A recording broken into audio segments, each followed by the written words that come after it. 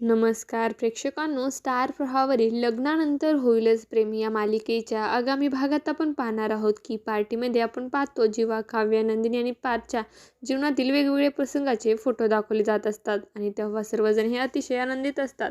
आणि अचानक आपण पाहतो त्या ठिकाणी जीवा व काव्याचा लग्ना अगोदरचे फोटो दिसू लागतात आणि ते फोटो पाहिल्यानंतर सर्वांनाच खूपच मोठा धक्का बसतो.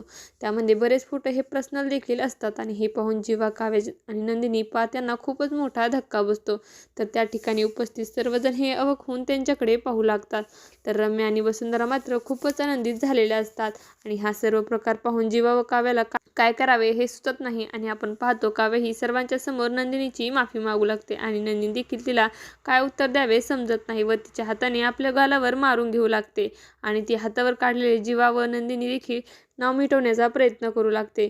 काव्या मात्र काहीच उत्तर देऊ शकत नाही. त्यानंतर आपण पाहतो जीवा देखील पार्थने नंदिनीची माफी मागू लागतो आणि पार्थ देखील मनाने अतिशय कोलमडून गेलेला असतो आणि त्याला काव्याला काय बोलावे हे सुचत नाही. तर काव्य आणि जीवा दोघे निशब्द झालेले असतात आणि दोघेही नंदिनी व पार्थची माफी मागू लागतात. आता येणाऱ्या भागामध्ये पार्थ आणि नंदिनी काव्य व जीवा यांना माफ करणार का हे पाहणं अतिशय रोचक ठरणार आहे. तुम्हाला जर आपला व्हिडिओ आवडला असेल तर चॅनलला लाईक, शेअर आणि सबस्क्राईब करायला विसरू नका. धन्यवाद.